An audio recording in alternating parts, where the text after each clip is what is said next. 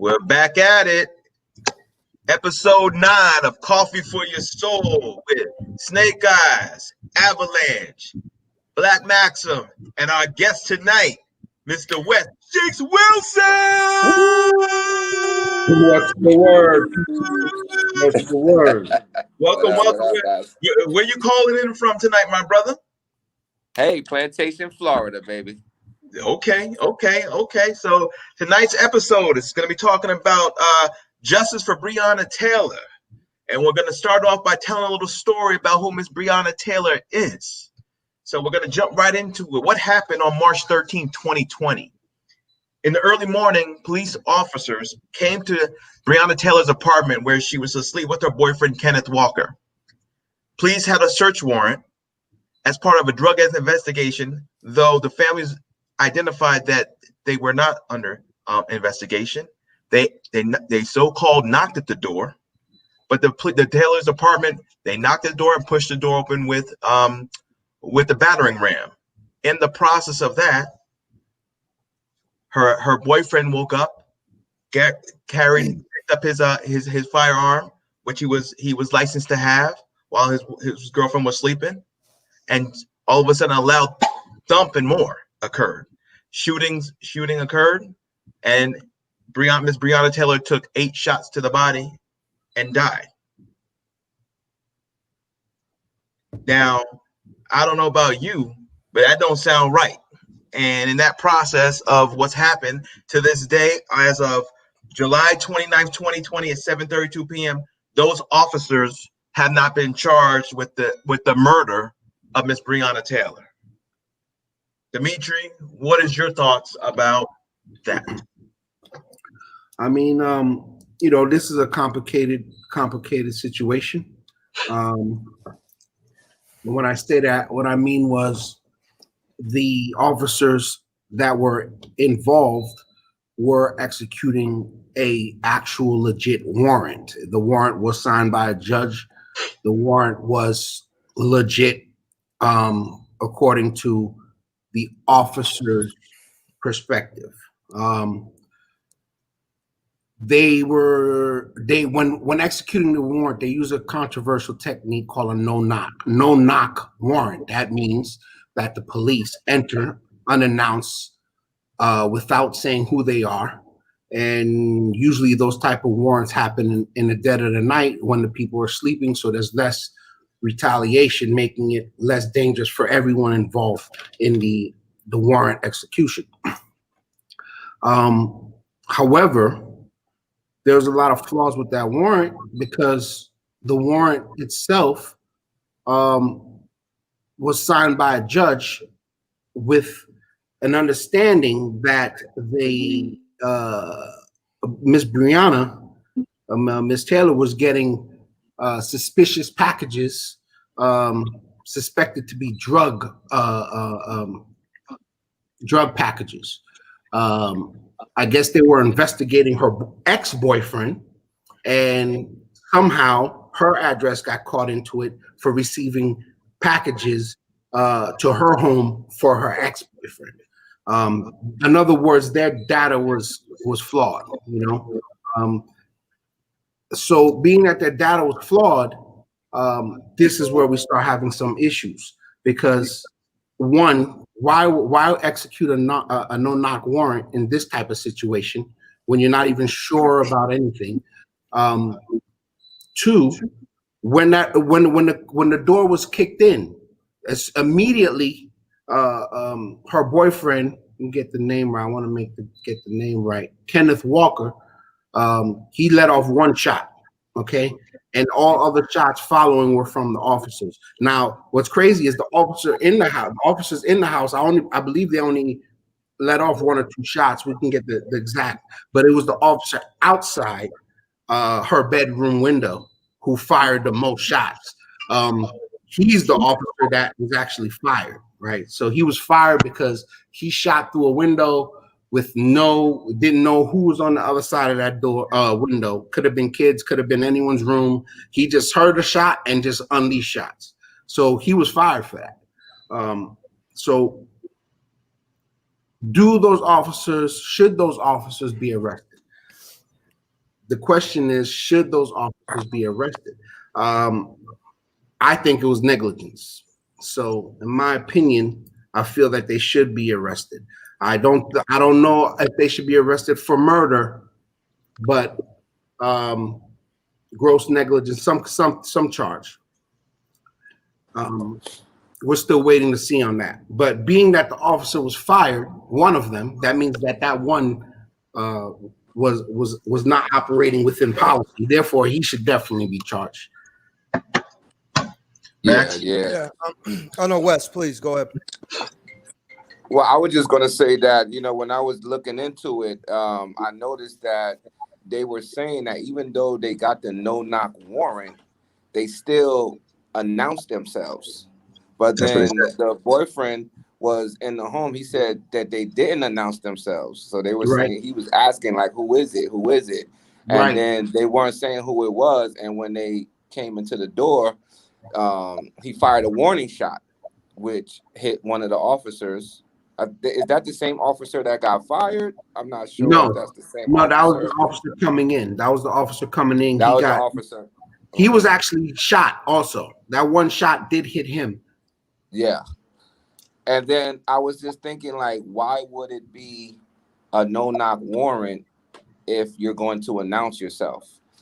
And thinking that could be a little spin right there to why the officers, might not be in jail yet. Because there's the witnesses, the neighbors, which bullets flew through their, believe it or not, bullets actually entered the neighbor's home also, where children were present.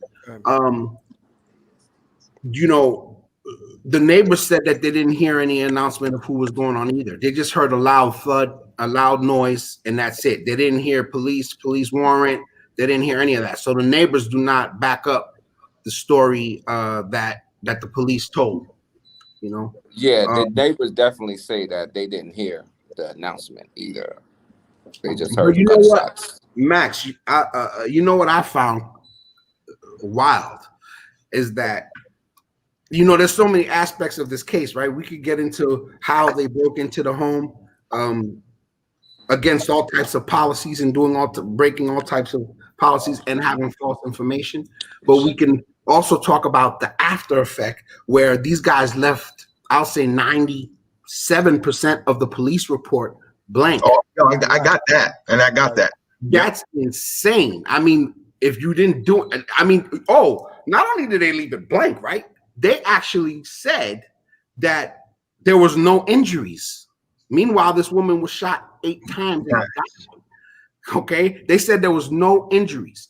They didn't call or try to do any type of CPR for almost 20-something minutes. You know what I'm saying? These are the things that people get upset about. I mean, if you made a mistake, okay, we'll deal with that. We'll deal with it. However, she's bleeding out and you didn't call for EMT. You didn't call for no help, no rescue. And they have video of her husband literally screaming out the block, like, yo, get her help, get her help. And, there we go. Look, the police report is empty. How is that okay? How is that okay? It's incredible. Well, I think what we see here in this situation, Breonna Taylor's murder, frankly, is textbook representation of how Black lives do not matter. Exactly. They people hate that term. Oh, it's divisive. No, it's divisive. Murdering EMTs, public servants. Let's not let it fall on deaf ears. Breonna Taylor was a public servant. She was an EMT. She was out there helping fight COVID. She was out there helping save lives. And who knew where she would have gone in her life should she have been able to live? This young woman who was killed so early. So here you have public servants killing and murdering other public servants. And I have to ask, would that have happened if Breonna Taylor lived in a more affluent setting? Would that no-knock warrant happen in a situation in Weston or Hollywood Hills or somewhere, a little bit more less demographically melanated? So, and when we talk about the no-knock warrants and the insidious nature of not knowing who's in the house, just a little bit of history on no-knock warrants. No-knock warrants, they've actually been along for a while. These things first started around the time of the Nixon administration.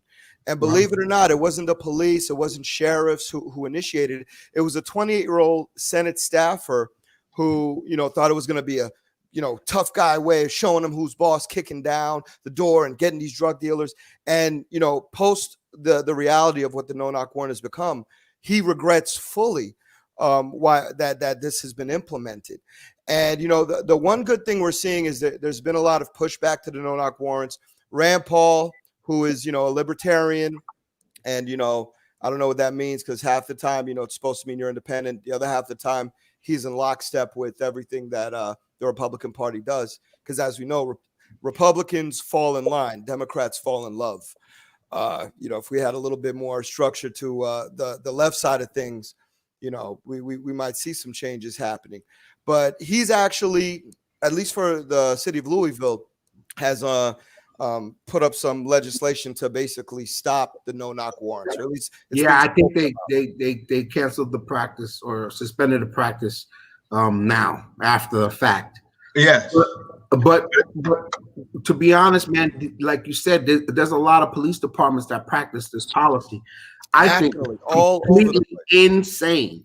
Let's be honest, guys. If you're laying in your house and you have your family with you or whoever, and you're laying in your bed sleeping in your drawers, and your door gets kicked in, if you have your firearm, not only are you going to use it, I know from the state of Florida, you have a right to use it, period. Whether the person's armed, whether they're not armed, it doesn't matter with the castle doctrine. So if you kick in someone's door, you can expect someone to be trying to defend their home, their dwelling, their home. So it just doesn't make any sense. It makes sense if the point is to murder and kill alleged or proposed drug dealers, because as we know, stand your ground. Most of us on this show tonight are, I won't say enthusiasts of firearms, but we're Second Amendment brothers. I'm on that Killer Mike tip.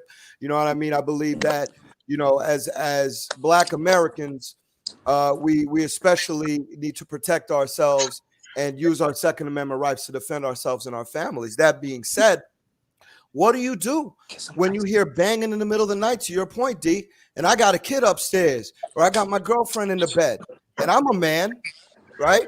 I'm trying to defend my girl. I'm trying to defend my family. And someone's kicking at my door and not letting me know who they are, that is a threat. Mm-hmm. These no-knock warrants are basically state-sanctioned terror, because more often than not, they end up having civilians paying the price, whether it be the person next door who caught the stray bullet, or in the case of Breonna, an innocent person who was murdered with 8 bullets left to die out face first on that hallway of her floor as her boyfriend is screaming to the 911 dispatcher, why? What the hell is going on? And I see these pictures of these officers grinning on TV in their little, their little profile, shots, knowing that none of them are facing time. One of them was arrested, was fired, but these guys basically, we won't use the word murder because we're not lawyers here, but they definitely were negligent. It's definitely some form of manslaughter, because the guy who they went to go look for, turns out he was already in police custody in jail. That's the crazy part about it. Avi, I'm not getting your mic. What's going on here? No mic. Are you? Hello, can you guys hear me? I can hear you. Can you hear me, Mike? I'm having some. I can hear you. I can hear you. I'm going to turn it to you guys. I'm having some technical issues with my mic. Yes, I can hear you. All right, perfect. So, So, what Max just said is crucial, right? Nobody's being held accountable. However, one person was fired. One officer was fired. The FBI is investigating. To be fair, there is an ongoing investigation. The Attorney General is investigating the case. Daniel Cameron He's investigating the case. So yes, we have to be patient and watch it play out, right? But is the question I have for you about how come you feel that it's taking that long for this attorney general to do his? I can answer that a little bit. My feelings. Go ahead, Wes. Well, you know why I feel that is so because, one, they had to manipulate the policy in order to acquire this no-knock warrant, because knocking before entering is like our Fourth Amendment or something. Like, this is like a part of the Constitution, right? So another reason why I think that it's taking so long is because she is so-called the person they was looking for's ex-girlfriend. So now they're already automatically saying, okay, she was getting packages for him. She was aiding and abetting him, So now they're just thinking she's a part of the whole team, And now when they come in there, they're coming in there, who knows, shoot to kill or, with that extra aggression, because they're like, oh, in some way, form or another, she has to be a part of this, even though they didn't find any evidence in her home that proved that. Nothing, not a thing. And they also arrested her. They arrested her boyfriend and actually held him for a little bit. And then he was finally released with the charges dropped. So how insulting is that? People kicking your door, they murder you, or let's just say they kill your girlfriend unannounced. They charge you with crime. They charge you with I think they charge him with he actually discharged his weapon. So I guess probably it was assault on. They charged him with an officer. Those charges were dropped. But also her ex-boyfriend is who they were really looking for. Right. Which they had, like what Max said, he was already in custody. Right. So now that would be that extra aggression that they have, and already putting them in the same category. Blacks, drugs, they have no rights. We're going in there. We're going to use the full force of the law. We're going to come in there using, all the strength that we got. And now everybody's sitting back like, oh, well, some way we're going to eventually we might find out that she was involved in some way, Right. And that's what they're digging for right now. They're turning her into the suspect that they could possibly find right now. I mean, she was in nursing school. She was a practicing EMT. But this is what they do. Don't you remember Trayvon Martin? Guy gets murdered by, this psycho in the neighborhood while he's just walking home to his dad's house. And what do they always do? They try to find a way to vilify the victim. Oh, he smoked marijuana. Oh, her boyfriend was this. There's countless examples of when they try. Look at your boy, I forget his name, in Dallas or Houston, one of those Texas cities. Homeboy was sitting home eating ice cream, and then that female cop walked into the apartment because she thought it was hers. Yeah, right. Whatever that is. I mean, I know that's been investigated. The brother hugged her, whatever. But this guy was in his home, and they still try to paint a picture, because I think it came up that he had marijuana in his system. Right. Shit. And that, so let's murder him. So again, it goes back to the whole reality of, once again, as we say, Black Lives Matter, because this would not happen to, I'm sorry, other portions of our population that are less melanated. Let's be real. That's right. They're going to knock on the door. They're going to do proper police investigation, actually do some backtracking, make sure that all the parties are involved before they go to cross the T's, dot the I's. You're running and then into someone with a weapon, with adrenaline pumping. I mean, you can't make a mistake and have the wrong house. Going for a warrant where the suspect is already in custody. I mean, come on, guys. This is gross negligence. It's insane that, and they always give the officer the benefit of the doubt. And I get it. They have a very dangerous job. They have a very high, stressful job. They have to make decisions in a blink of an eye. But when you're executing a warrant, there's intel. right? They Exactly. have to look. They got who's home. Are there kids in the house? When's the best time to hit? What does he do? What does they drive? Who's the frequent friends? I mean, you can't Right. kick in someone's The home. officers create the active situation in the implementation of a warrant. It's not like they're in the street. It's not like they're in a dangerous situation and No, they're having to react. They're right. actually shaping the situation. That's You know, right. I'm going to bring it back to this was back in forget what year. It was 2014 in Georgia, actually. You know, SWAT police here in Georgia, initiating a no-knock warrant, had a flashbang grenade that they shot as part of their no-knock warrant into the crib of a 19-month-old toddler named Bunkam Fonesva. This little baby, and you all might remember this, you know, the images of it. It was back in 2014.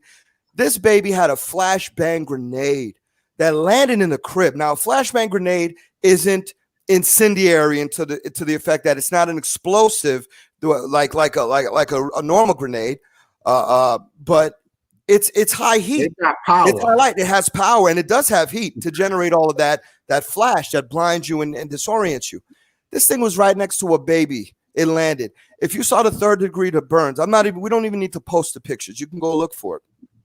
But imagine that's your baby. I'm a father or I'm a mother, and I'm not doing nothing. And the cops, and this was another no-knock raid back in 2014 in Georgia, that they were at the wrong place. They were in the wrong apartment. Now, the family was awarded $1 million as a result, which is great. And more of that needs to happen, because it's the only way you're going to hurt people is in their pockets. But needless to say, that baby probably still got burns on their face. So the use of the no-knock warrant is absolutely geared and more heavily used, in my opinion. And maybe I'm wrong. If I am, prove me wrong. Somebody put up a link or give me some information or post something. I think it is unevenly used against Black and brown peoples, because once again, our lives don't matter to the police force. They will find a way to cover that up or work around it, or not fill in a police report where somebody was murdered and just give a blank sheet and then get a seal of approval from their supervisor. Mm-hmm. The only reason this thing blew up is because everybody's on IG now, man. Because there's social media period changes everything. 20,000 no-knock warrants in 2015. I don't know for the subsequent years those numbers, how they're measuring them, because I'm sure after 2016 our Justice Department stopped measuring them. But it's ridiculous, and it really needs to stop. This is a policy that makes no sense. I think it's not safe for the officers, obviously, because in this case, if they would have said police search warrant, like we've heard a million times on TV and everywhere else, that's how they do it. Police search warrant, and then they hit the door, no one would have got shot, because he would have said, that's a cop. I'm not going to shoot. Let me see what's going on, because we ain't do shit. Mm-hmm. But because you did not announce yourself, he was the reason why the charges have been dropped, right? So when cops screw up, they have to be held accountable, y'all. This is insane. It's not all we're asking. When cops screw up, just like anyone else, they gotta be held accountable. Swallow that. Training. So this is the first time I posted up a link to come join our session. Mr. Tyrone Hurley wants to come back to the panel and join the discussion. So welcome back. What's going on, y'all? Can y'all hear me? Loud and clear. Friend of the show. Welcome back. Yes, sir. Just so you know, you have a 2-minute max this night. Oh, that's fine. That's fine. That's fine. That's fine. Well, let me give my prologue before I get my 2 minutes. So I was listening in. I wasn't going to do anything because I was actually just watching our ceremony for our fraternity ceremony for Brother Lewis. But I said, I told Snake Eyes I was going to listen in, but I had to, when he put the stream up there, I had to jump in. So you can run my 2 minutes right now, John. So I remember, I think back to what happened with Brother Trayvon and Brother Brown, Philando Castle, and I remember when the whole police brutality epidemic, which we're still dealing with, just started to really rear its ugly head, we were getting these little pamphlets from the NAACP about how to address police officers when you're in that situation, how to conduct yourself, how to avoid being in those kind of situations. Now, as was said, we're dealing with no knock warrants.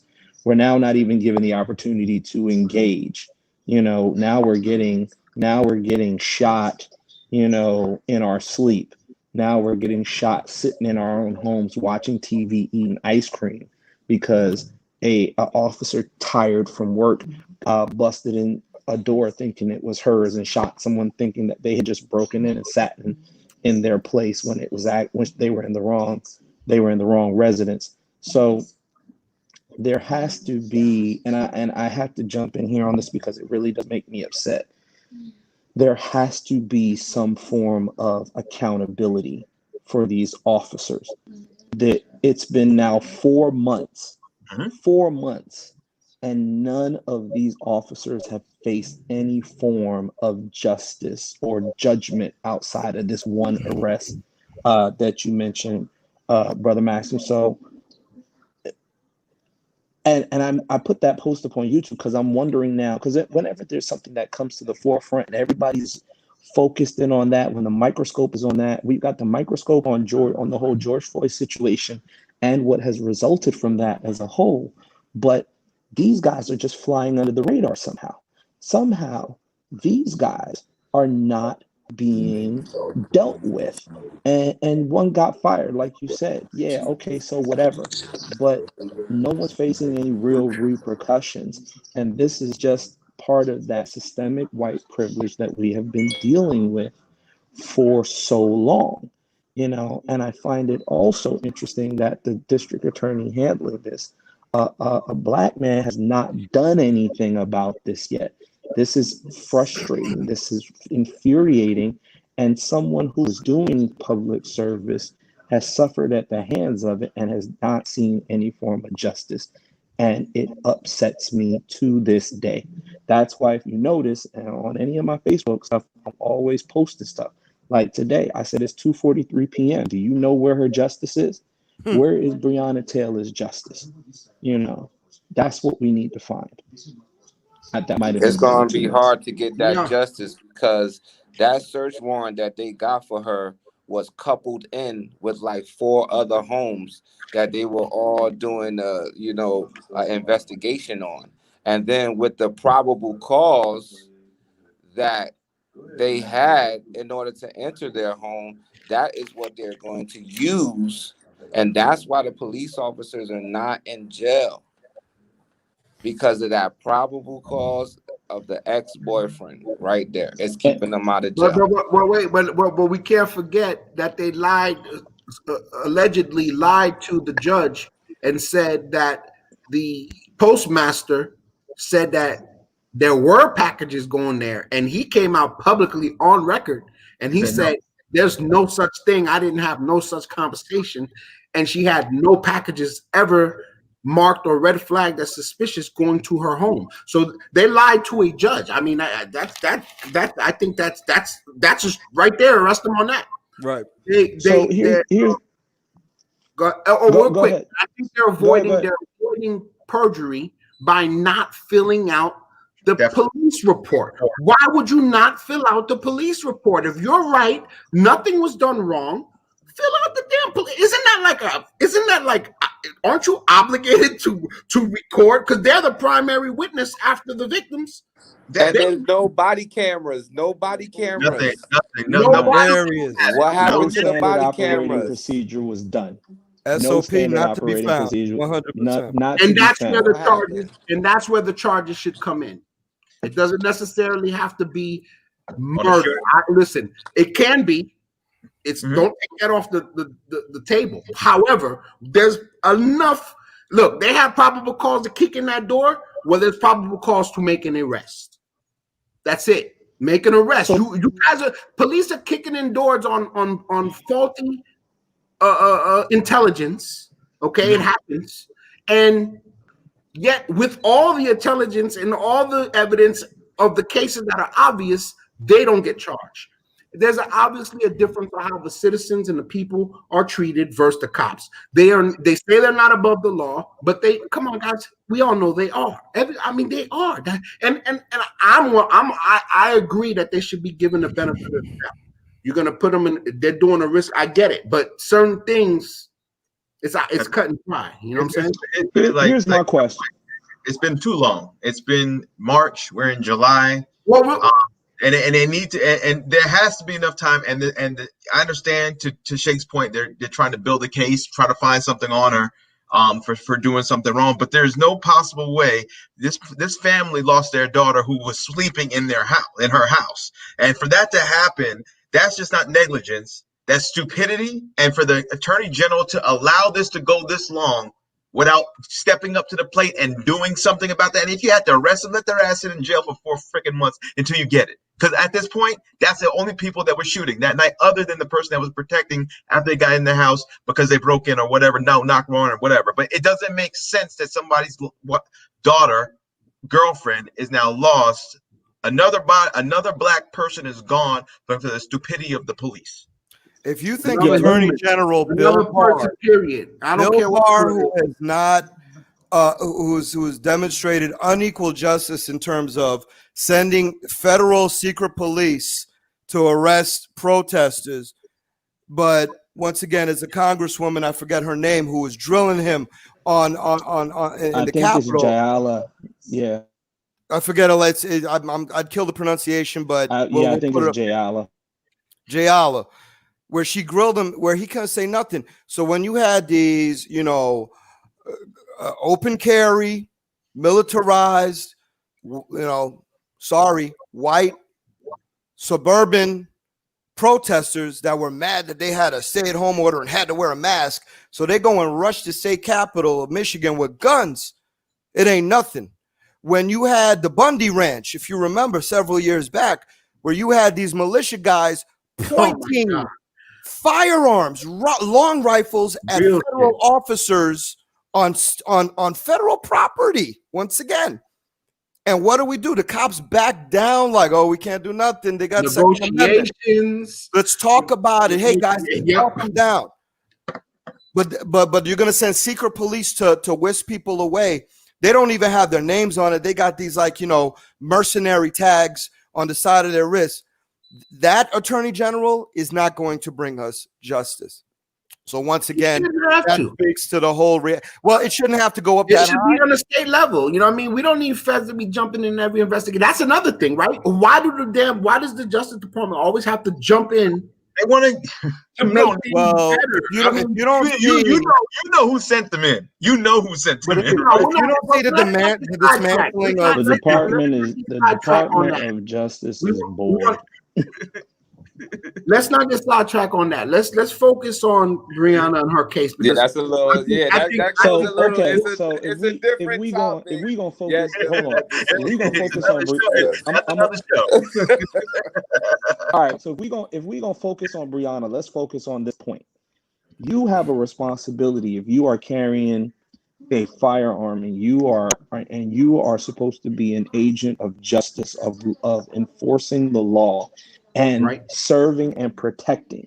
You have to have some form of moral judgment when you go into someone's residence and you see if you're going after a potential suspect, okay, fine. But Breonna was asleep in her bed, in her home. Now, I don't care about the no-knock warrant. I don't care about all the whole back and forth and the lying about packages and all that to the home. I see we lost Shakes. I know we'll get him back. My point is this. You go in there and you see somebody sleep in their bed. What actual threat could somebody sleep in their bed give you for you to shoot them or then be a byproduct of you shooting and them getting bullets 8 times in the bed? They sleep. That's my problem. That's why she needs justice. That's why these men should be arrested. These men were not going in to serve the law. These men were not going in to serve and protect. These men were on a hunt. They felt, and I don't care if anybody got an agreement or not with me saying it, they felt like hunting black people that night. And they got the means and the law behind them in no-knock warrants to go hunting black people that night. That woman got killed in her bed sleep. I pray to God. When I tell people, when people ask me how I want to go, I always say I want to go comfortably in my bed in my sleep amongst my family. I'm not trying to go that kind of way, that kind of sleep. That's ridiculous. And you know what, LT? The next thing we speak to that kind of goes hand in hand on this. Where's the NRA? Where's the NRA? Because it seems that whenever we have situations, and kind of to go back to an earlier point I made, and you know, maybe I'll even backtrack on what I said. Quite often, I still think minorities are disparagingly affected more than our white brothers and sisters. But a lot of my white brothers and sisters in America who are gun owners and will protect their house, they also fall victim to police stupidity and are killed in their house. I'm not saying that no-knock warrants are only, put on black folk, but where is the NRA's fervor? Because the whole thing with the NRA is the ability to protect yourself and to defend your household and defend your castle, and you don't have to run. And I could be a swinging, cowboy and have my open carry.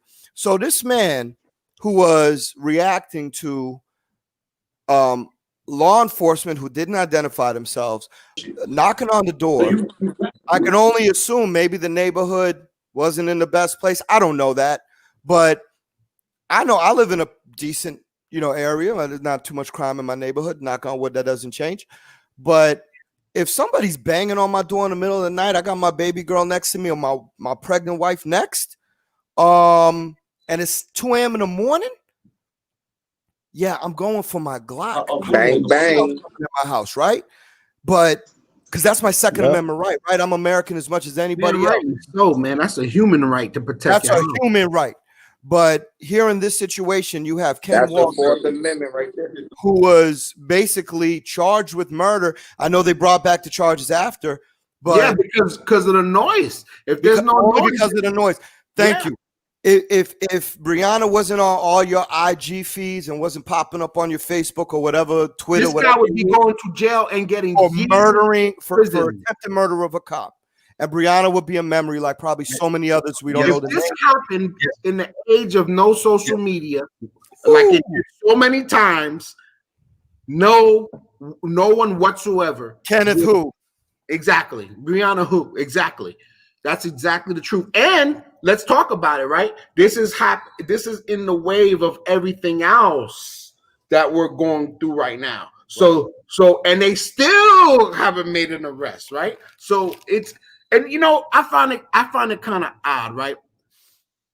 They arrested 87 people for protesting at the Attorney General's house and charged them with felonies, right, for protesting. And they haven't charged these cops. Like, right is right and wrong is wrong. People like, come on, man. There's people backing that up. Yeah, because they just throw everything together. I swear, man. You know what? This Black Lives Matter thing, bro, it's a problem for me, man. I got to be honest, y'all. It's a problem for me, bro, because people can easily, and they have used it as a weapon against the cause of rights for all of us, equal right for everybody. It sucks that they're able to just take this movement and actually brand it as Black Lives Matter. Like like that website, like that organization is leading this cause. I differ on that. I don't think they're leading this cause. I think the cause has been hijacked, if you ask me. And I think that's a big problem when we're trying to get justice for cases that are blatant, because people who have political views and people who are, let's just say,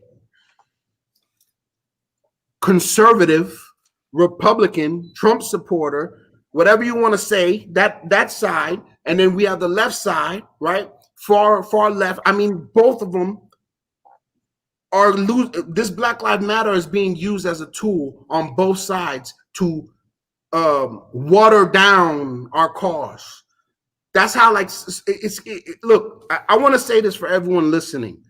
When someone who happens to be melanated does something ignorant, that doesn't mean their Black Lives Matter. Like, stop just putting anything that a melanated human being does that it's Black Lives Matter. It's very clear that not everybody supports Black Lives Matter. It's very clear that Black Lives Matter is using their platform to champion these justice cries for justice, but it's very clear also that they're connected to some funny stuff on this side. So I don't like the fact that they're hijacking the cause, man, and it's going to make it harder to get people on board for blatant cases like this and blatant cases like George Floyd, because people want to. And I know what LT. I can't wait to hear what LT has to say about that. But because I think that they're using the cause to. They're using Black Lives Matter to water down and have weapons against our cause. Okay, so can we just get rights? Like, does somebody have to champion and make a website and start making it political, so we lose people because of politics? So I'm gonna jump in first. So I've heard for the last couple weeks multiple views to your point, Dimitri. Black Lives Matter. Their background, their history, the website, the mission. From conservative, non-conservative folks. I see it in the manner that we have an opportunity, right? And a person that we lost last week, being John Lewis, and having that opportunity to kind of step back and have our mission, right? And basically have the direction that we want to lead people in the way that we all need to be going in a positive manner. Now, we can't put people down, and I think Black Lives Matter, the organization, has, to your point, potentially tainted certain points of that. In the aspect of where we look at our lives matter to us getting shot. But at the same time, when things happen in the neighborhood or somebody else is shooting and we're shooting each other, that also means something, right? And you can't connect those dots unless you're trying to make an improvement in our community, in the opportunities that we are providing to our families, and at the same time building a legacy that we want to leave. The things that are going on right now from Breonna Taylor, because that's our topic tonight, is a point of negligence, ignorance, and power utilized to kill somebody, to Tyrone's point, being hunted that night. There's things that were allowed to be done that should not be done, and that also puts on the factor of what we have to do is making sure that we have these conversations in our community and demand what needs to be done from a legal perspective and getting out there and doing what we have to do. No knock warrants are not working. Okay, great. Guess what? What do we need to do to stop it?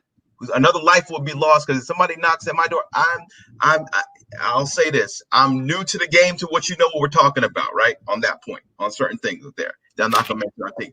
I just know that if it's my family, it's not gonna happen. I'm gonna be in protection mode. That's what we're thinking about, right? And everyone would.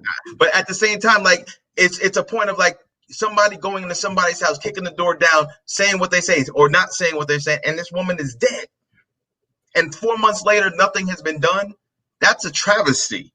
It's a travesty, because how do you sit there and teach that to try to make people better from that when they're not even doing their job and taking the L that they should have taken 4 months ago? So go ahead, Ty. All right. So I have been called out, so I plan to make my stance. So here's the thing. And the truth of the matter is, Snake Eyes has already spoken to this. So let's not confuse Black Lives Matter, the group, with Black Lives Matter, the statement, I don't even want to call it. It's not a montage, but the quote that's being used. Okay. the fact of the matter is, Black Lives Matter, the group, basically ignited this movement, or really put a name to this movement. Okay, now saying that anything that's created or done with it by a human being is always done, imperfectly. Anything that's been ever created in some way, shape, or form, someone has used to monopolize or use it negatively, what have you. You know, no different than the technology or the science for the atomic, the atomic bomb that was used, in war, was actually originally supposed to be used for something else of more of a positive cause. But that's for another show. What I'm simply saying is while I do have certain issues in terms of how Black Lives Matter, the group, is handling certain things, I do not have an issue with Black Lives Matter, the moniker, the statement of the movement. I don't have an issue with that, because to me it sums up in its own way the fact that we matter, and people have responded with the Blue Lives Matter and the All Lives Matter, and the truth of the matter is those are ignorant people trying to generalize certain things. So if I'm going to say Black Lives Matter, and then you're going to say, well, all lives matter, then I say this: if I'm taking my car to a mechanic and the issue is the starter, and then he turns around and tells me, well, we got to redo the whole engine. Why? It's just the starter. The starter is the important part. Well, Right. then, but the whole engine should matter. That's my You're issue. right. Black people are the starter. We're the part of the engine of society that is experiencing all this stress and experiencing all this, this hurt and all this pain. We're not saying nobody else matters. I'm just saying we don't seem to matter as much to others. So the focus needs to be here. The focus needs to be us. Is it being handled properly? Probably not. But to me, how it's being handled improperly is insignificant to the results that have been happening as a result of everything that has happened post George Floyd. People are now starting to pay attention. The people that we want to pay attention in certain ways are paying attention. When Right. can have a conversation with a white person who wants to find out how to be a better ally to Black people, who is already experiencing Mhm. cold shoulders and shifty comments from their white counterparts, because they want to be better educated to be a better ally for Black people, the movement is working as far as I'm concerned, because now we're getting to engage in those tough conversations that no one wanted to have, that no one of this complexion felt was important, but now we have a paradigm shift. So I don't know about you all, but I plan to monopolize that for all it's worth, in the interest of getting us to where our forefathers and ours who have represented us, our John Lewis's, our C.T. Vivian's, our A. Philip Randolph's, our Martin Luther King's, our Rosa Parks, those those forefathers for us have fought to get to. I'm going to utilize that to hopefully to the best of my ability, not for ill intention or ill gain, to where I can walk around, and if I cold slap a police officer and it's not seen, but the police officer beats me down, I can be like, oh, Black Lives Matter. No, I had no business putting my hands on no police officer anyway, white, Black, or the otherwise. But I do plan to utilize it to engage in those conversations that need to be had, in order for us to actually get to that point where we as a people no longer have this racial divide and racial line and racial concepts that prevent us from going forward as a global and human being community. That's what I plan to do with it. Now, is everybody else going to do that? Probably not. How many times have we seen those of our color that are known for media show up at areas of racial injustice, and people have already seen them as monopolizing a situation for their own gain. And I'm gonna call them out. Even my own frat brother, the Al Sharptons, the Jesse Jacksons, the TD Jakes, the folks that just seem to show up when things are hot. Now, I'm not saying they always do that. I'm just saying prior to the situation, when things like that came up, those were the faces you would see. And we all Right. had that impression that they were just showing up for their own media coverage and all Right. that. But now we have to look past that. We have to look beyond that, and we have to address the real core issue. Our roots, our roots, and not roots of just as Black people, not Kunta Kinte, but the roots of this racial issue have now been dug up and been weeded up and brought to the surface. And we have to provide that weed killer to get rid of that racial divide. But we cannot do it as one-sided, just as Black people. There needs to be white people. There needs to be Exactly. brown people. There needs to be Asian people. It That's right. has to be a global effort. And unfortunately, and I always say unfortunately, because we should never lose a brother or a person, period, this way. But George Floyd's death and the use of technology, which ironically came up in question as tech CEOs were being interviewed today, but technology has brought many things to light and under a microscope that used to be hidden from Yep. our eyes. So thank God for technology, but now it doesn't. Here's the thing: what do we do with it? Now that the laundry is out there, now that the dirty laundry is out there, now that the skeletons are out the closet, and now that the global community is seeing what, and I'm calling it like it is, what white people have been doing to us for over 400 years, and now, and it's just shifted over the course of that time to now where it's police brutality. Like, what do we do with it now? Do we sit here and continue to complain and continue to just put our defenses up and all that, or do we actually open the doors for dialogue and conversation and move forward? Oh, and to Maxim's point, Max's That's a question great about the question. anti. Just to answer that a little bit. Oh, You guys you hearing want to that ask another feedback? We're question? getting a little feedback. Yeah, I don't know where that's coming Can from. you hit guys? That's coming from Shake, Shake, Shake, Shake. Yeah, I don't know where that's coming from. No, that's look. Sorry about that. How I sound? No, you good. You can hear me. You good. You Yeah, we know, got you, brother. Go ahead. what's crazy is that with all of this happening, it kind of stems and connects to racism a A little little bit, bit. right? It all has a little bit, like, it's like that's the root of all these little problems that we be having. So as I was looking at this particular situation, and I say, how can we fix this? How can we, the same question that you're asking, LT. And what I see is that every movement Hijack. that we've had, it always changes once we hit them in their pocket.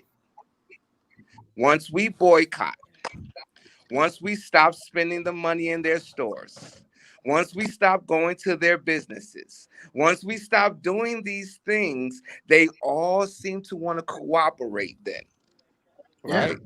As I'm watching the movie, I was referred to movie Deacons of Defense. Have you guys seen that, Deacons of Defense? Mm-mm. I've heard of it, but have not seen Y'all, it. y'all all have to watch this movie. Y'all all have to, like, everybody listening, you have to watch this movie. You can watch it for free on YouTube. It's called Deacons of Defense. Okay, this is a true story about this church group in Bogalusa, Louisiana, something like that. Okay. Now, these guys Oh, were getting wow. terrorized by the KKK. I mean, you could not even go to sleep at night without you just hearing the KKK noises and howls throughout the night, the terrorizing of the neighborhood. Okay, and these deacons of this church said that is enough. It's over.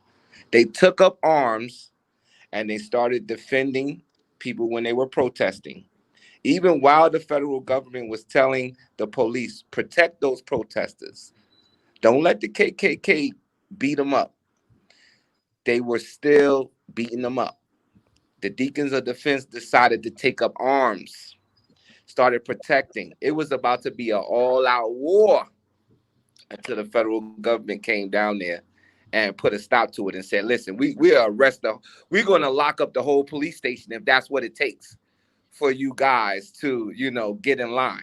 Like, it was so bad that they were watching videos and they had nothing but Confederate flags flying. They were like, yo, do you guys own an American flag down there? Like, what's going on?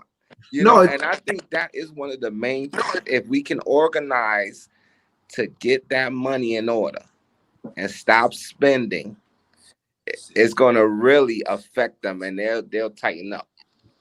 No, what you're saying, State by state. people, a lot of people look at the situation, and what they do is they want to say that the Black Lives Matter cause is causing chaos. The Antifa, they throw Antifa in there. I know y'all seen this Antifa shit. Look, and I know Antifa exists. I get it. I know that whatever, fascists, all that shit. Stop putting Antifa with Black Lives Matter, bro. I don't care if they show up at a protest. That's not the same cause. Like, y'all can't just be throwing everything in one big basket and just say here. And the people who do that, y'all can get called out easy, man. Y'all can't be. Don't throw everything in one bunch just to make a political call, a political point. But y'all got to be honest, like Sheikh said, like Wes said, things do not change without people getting uncomfortable. People have to get uncomfortable. When you get uncomfortable, that's when change happens. Don't act like any of these arrests would have been made in the Floyd case. Don't act like any of these things would have happened. The Georgia case, right? I forgot the brother's name that was hunted down and shot down by those assholes. Ahmaud Arbery. Exactly. So it's just look. There is a problem that needs to be solved. The problem is when you say all lives matter, does your phrase match the current situation? Does Breonna Taylor's life matter? How about that? Does Breonna Taylor's life matter? Let's forget black. Does her life matter? Because if you're looking how the investigation is going, from the empty police reports to the lying to I don't know if y'all seen or heard the deposition. Like, I was listening to some of the deposition, and the prosecutor was literally coaching these police officers on what to say so they have a stronger case. We can't have this, y'all. We can't have prosecutors coaching police officers. Like, this problem gets so deep, it's insane. The all lives matter thing, it's so whack to me. When did all lives start to matter? Can someone tell me that? When you throw that phrase up, people would like to throw that phrase up. When? Give me when it happened. Because do Iraqis' life matter? Oh no, they mean all American lives, D. Huh? Slow down there, brother. No, but I'm getting broad. and America, right? Let's get to America. We have, and I don't want to mix the causes, but we have gay and lesbian people who don't have their full rights still. Right. Okay. So let's not talk this all life matters stuff. Come on, guys, it's nonsense. Well, and I'm going to jump in on one last part that's kind of coincides with this. A big part of the issue with police reform and the lack thereof, and it's underspoken, it's definitely undersung, are these police unions. See, people don't talk a lot about these police unions. These police unions get a lot of money. They set up slush funds just to be able to deal proactively with the reality that they know their cops are going to commit murders. And let's just talk about a quick thing. There's no national registry. There's never been. They're still working on making it happen. A national registry that takes account for all incorrect police murders, all police investigations that went the wrong way and killed innocent people. There's nowhere you can go to get a number of how many innocent Americans have been killed by police. That's a problem. That is. So we got 30 seconds left. What I definitely want to let everybody know, all of the people in our audience, getting back to Breonna Taylor and getting back to the reality of no-knock warrants and getting rid of them. We will be posting on the Facebook site links to a petition to take down, to basically go against the no-knock warrants. So if you're interested in that, if you want to do your part, please sign that petition. The more people we can get to sign it, the more of a reality it can become that maybe this gets away. Because believe it or not, you'd be surprised. A lot of conservatives, true conservatives who believe in limited government, who don't believe in people rushing to their house, this hits them too. Because once again, it's not just black people affected by this, but disproportionately it's us. So please take a look at that link, sign that petition, send that link to your friends, people who are interested. The more people we can get on board, the sooner we can maybe start to change these laws that allow for these murders of innocent people. Let's do it. So on that, I'll give it back to Snake Eyes. I know we're kind of coming close to the end of the show. Yeah. Your mic is muted. Your mic's off, John. So yeah, I want to give a shout out to all our guests tonight. Mr. Shakes for joining the show. Mr. LT joining in, just off the bench. I love it. Max, I love you, Matt. Dimitri, you did a great job. So I want to give everybody a heads up. Next week, we're gonna have an amazing show. We're gonna have athletes and activism, and we're gonna have the opportunity and activism. So we're gonna have the opportunity to talk to some great people. We have Bobby Brown, representative from St. Thomas Aquinas High School, and played at Notre Dame. That we went to high school with. We got Gerard Davis that played at UCF football number 32 with the Jerry curl and everything like that. So he'll be back on the show. We got brother DeAntoine Young representing FAMU Rattlers and the baseball team, and we have number 28 from the New Orleans Saints, Latavius Murray, also UCF alumni, as well as my Syracuse NBA brother. So next week, athletes and activism. So thank you everybody for joining the show tonight. Next week is going to be fun. We thank for everybody who joined tonight, and again, justice for Breonna Taylor. Everybody say coffee for your soul. Coffee Good night. Coffee for your soul.